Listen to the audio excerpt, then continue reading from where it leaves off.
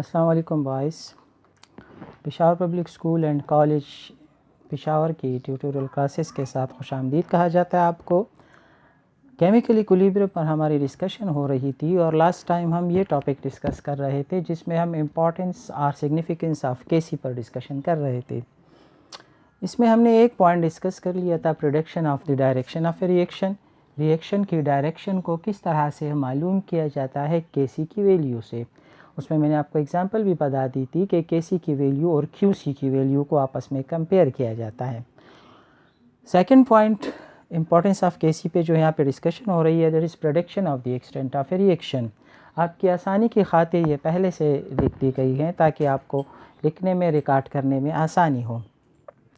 Prediction of the extent of a reaction का मतलब क्या है, इससे हम क्या पता चला सकते हैं।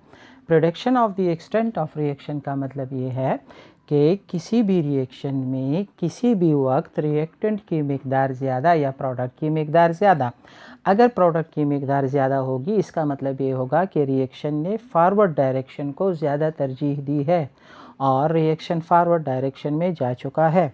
लेकिन अगर रिएक्टेंट की मिकदार ज़्यादा है तो इसका मतलब ये होगा कि the reaction has favoured reverse direction और किसी भी वक्त रिएक्शन में रिएक्टेंट की मिकदार ज़्यादा है।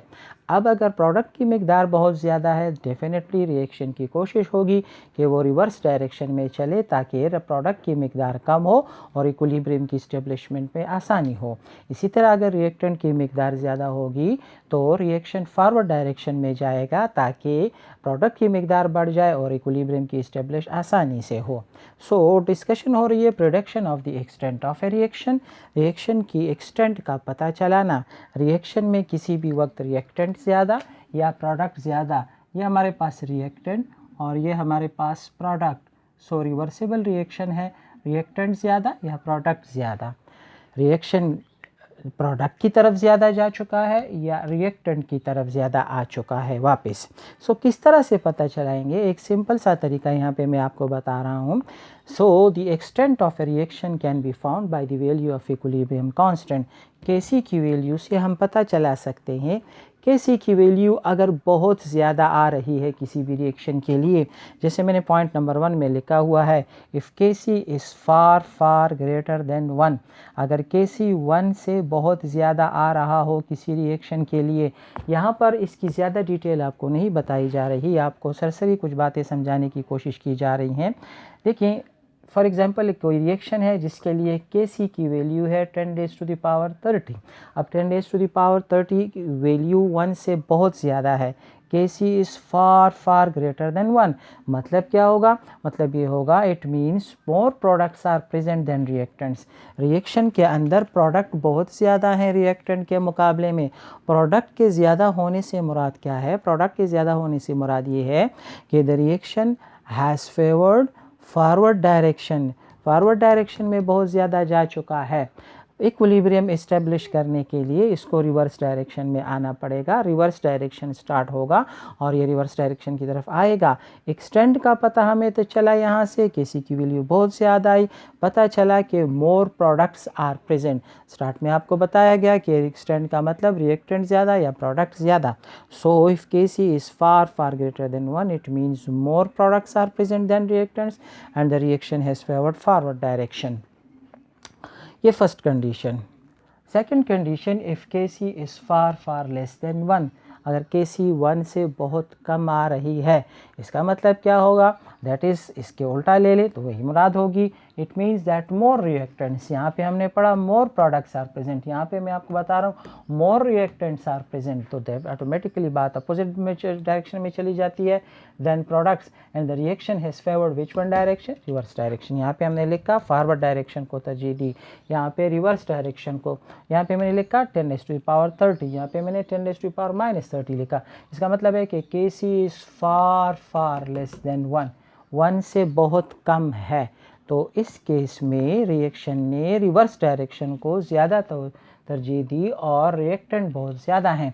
अब रिएक्शन फॉरवर्ड डायरेक्शन में जाएगा इक्विलिब्रियम इस्टेब्लिश करने के लिए। If KC is approximately equal to 1, इस साइन का मतलब अप्रॉक्सीमेटली इक्वल टू 1, तकरीबन 1 के बराबर हो, it means that the reaction proceeds equally in both direction, दोनों डायरेक्शन में बराबर बराबर जा रहा है। फॉर एग्जांपल किसी रिएक्शन के लिए आप कैसी कैलकुलेट करते हैं और वो आती है 0.9 की वैल्यू, तो ये 1 के लगभग है, करीब करीब है। इसका मतलब ये होगा कि रिएक्शन ने दोनों डायरेक्शंस को तवज्जो दी है, तरजीह दी है सॉरी, और फॉरवर्ड डायरेक्शन में भी जा चुका है, रिवर्स में भी बराबर बराबर आ जा चुका है।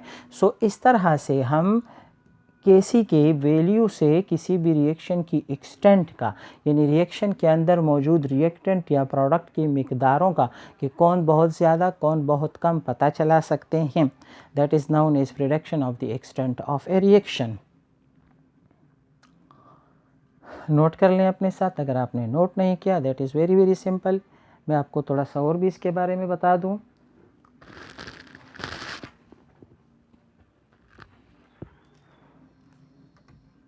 चलिए यहाँ से फ़िलहाल इसको हटा देते हैं।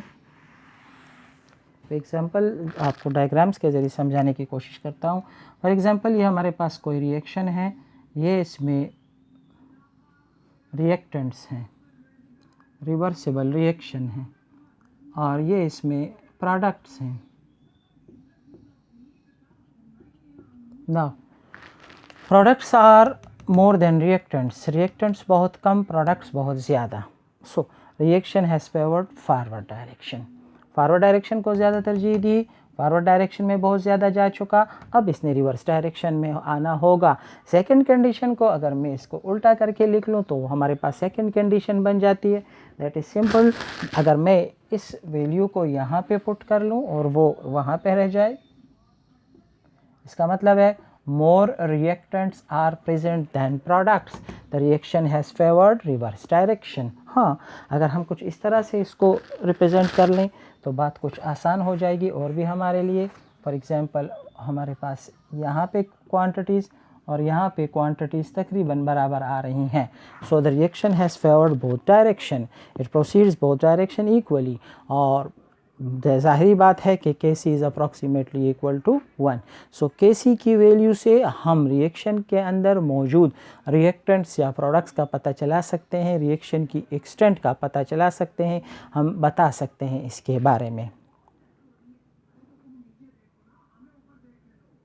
वीडियो को पास करते हैं नेक्स्ट टॉपिक के लिए, जो टॉपिक है हमारे पास changes in condition upon a system at equilibrium.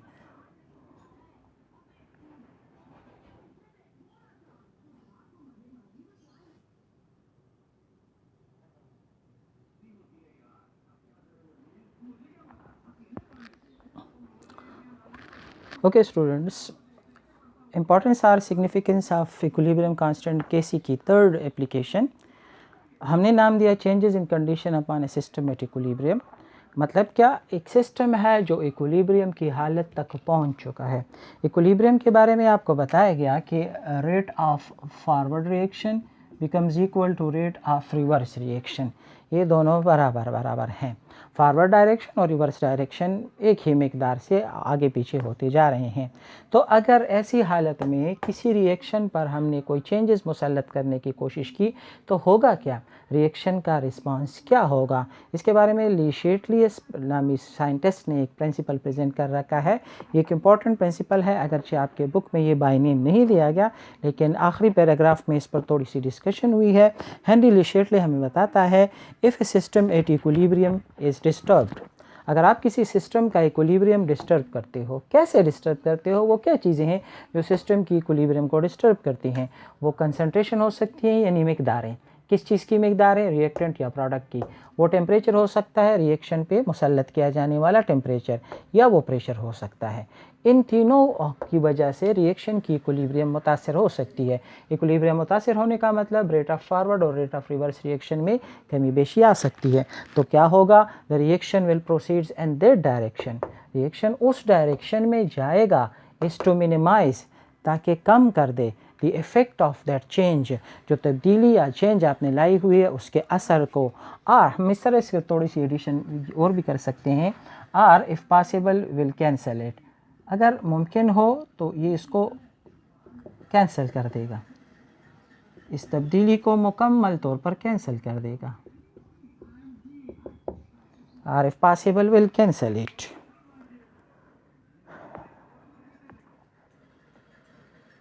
So that is how Le Chatelier says, if a system at equilibrium is disturbed by any change in concentration, temperature, pressure, the reaction will proceed in that direction is to minimize the effect of the change, or if possible will cancel it. तो यहाँ तीन चीज़ों के बारे में मैं आपको यहाँ पर थोड़ा थोड़ा बताना चाहूँगा. Effect of change in concentration, effect of change in temperature, effect of change in pressure. अगर आपके पास एक जनरल सा रिएक्शन है जिसमें मैंने रिएक्टेंट ए और बी आपस में मिला रखे हैं और ये बना रहे हैं प्रोडक्ट सी और डी. अगर आप रिएक्टेंट ए और बी की मिकदारों को बढ़ाते हो तो मिकदारें बढ़ गई, इन्होंने कम होना है, तो रिएक्शन उस डायरेक्शन में जाएगा ताकि और भी कम हो जाए. Automatically it will go into the forward direction. इसी तरह अगर आप सी और डी की मिकदारों को बढ़ाते हो तो it will follow the reverse direction. कोई भी मिकदार बढ़ा दो, ए बढ़ा दो आगे जाएगा, बी बढ़ा दो आगे जाएगा, सी बढ़ा दो पीछे आएगा, डी बढ़ा दो पीछे आएगा. So effect of change in temperature, temperature एक हर एक रिएक्शन के लिए एक ऑप्टिमम टेम्परेचर होता है, उसमें कमी बेशी को ये बर्दाश्त नहीं करेगा और रिएक्शन उस डायरेक्शन में जाएगा ताकि बढ़े हुए टेम्परेचर को कम किया जा सके. Effect of change in pressure के बारे में मैं थोड़ा सा बताता चलूँ. अगर किसी रिएक्शन पर आप प्रेशर बढ़ाते हो तो रिएक्शन उस डायरेक्शन में जाएगा जिस डायरेक्शन में वॉल्यूम कम हो रहा हो. वॉल्यूम कैसे कम हो रहा हो इसके बारे में डिटेल से आप आगे डिस्कशन करोगे, आगे जाके हायर क्लासेस में आप इस पर मज़ीद डिस्कशन करोगे. बस इतनी ही बातें यहाँ पर याद रखो जितनी मैंने यहाँ पे बता दी कि ले चैटलियर्स प्रिंसिपल हमें क्या बताता है और ये किस चीज़ के बारे में है. That's all for chemical equilibrium. Exercise अच्छी तरह से स्टडी कर लें. कोई भी क्वेश्चन हो आप मुझसे पूछ सकते हैं इसके बारे में. नेक्स्ट वीडियो में हम एसिड बेसिस एंड साल्ट्स पे डिस्कशन कर लेंगे. अच्छी तरह से देख लें, जहाँ जहाँ पे आपको प्रॉब्लम्स आ रही हैं अंडरलाइन कर लें और पूछते जाएं. थैंक्स.